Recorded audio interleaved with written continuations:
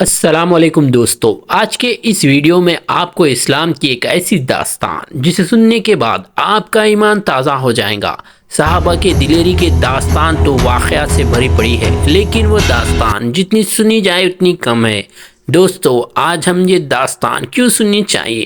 جیسا ہم جانتے ہیں ہم تعداد میں زیادہ ہے لیکن ہم ایک نہیں ہے۔ مسلمان تعداد میں کم رہنے کے بعد جب 4 سے 5 گنا زیادہ فوج کو دھول چٹا دیتے تھے، پھر بھی آج ہم اتنے زیادہ رہ کر بھی کیوں ڈرے ہوئے ہیں؟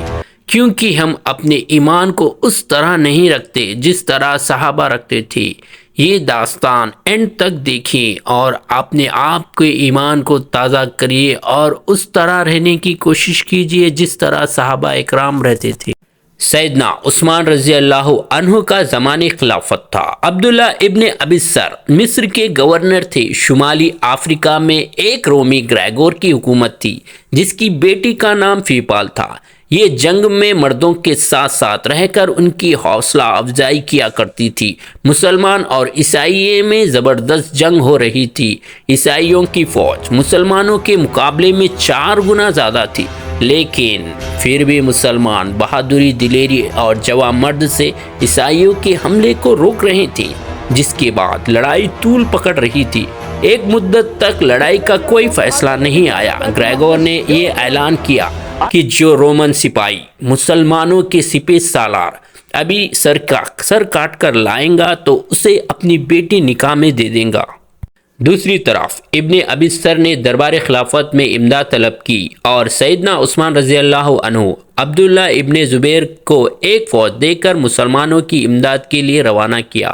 فیپال صورت اور بہادر لڑکی تھی جنہیں حاصل کرنا کون خواہشمند نہ ہو، اسی لیے جوانوں میں یہ خوشخبری سے ایک نیا ولولہ اور جوش پیدا ہو گیا اور ان کی ہر ممکن کوشش تھی کہ جس طرح بھی بن پڑے ابن ابی سر تک پہنچ جائے۔ کوشش میں کتنے عیسائی نوجوان خون میں تڑپ رہے تھے، لیکن اس میں باوجود ان کی کوشش میں کمی نہیں آئی۔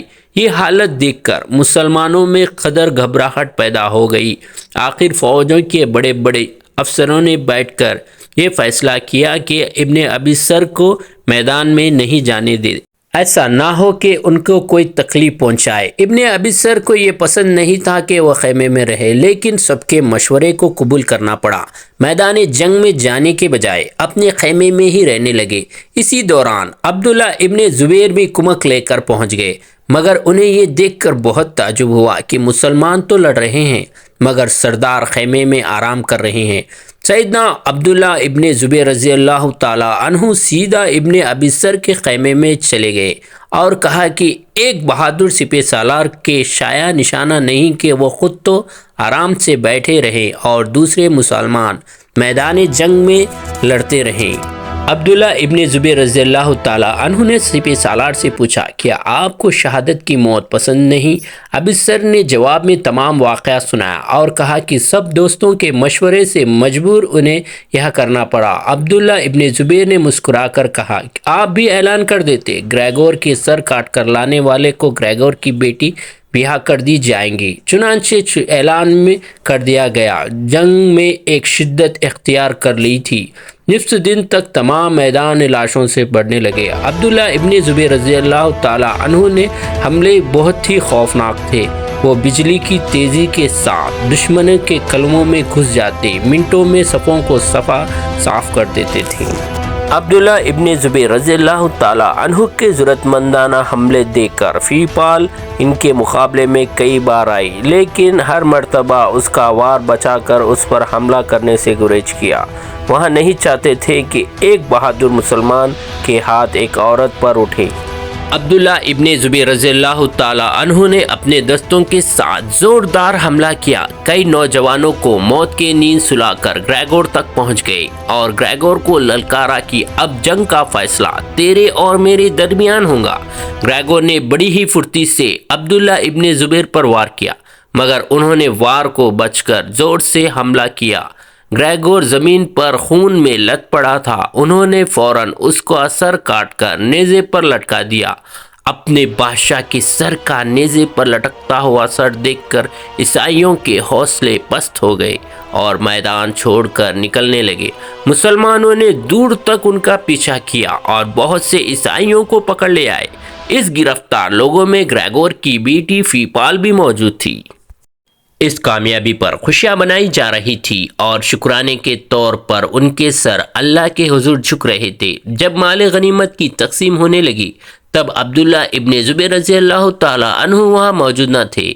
ابن ابی سر نے انہیں بلایا اور فرمایا کہ اعلان کے مطابق فیپال انہیں یہاں کہہ کر انکار کر دیا کہ میں نے جس پاکیزہ جذبے کے تحت جہاد کیا تھا میں کوئی انعام لے کر اسے آلودہ نہیں کرنا چاہتا۔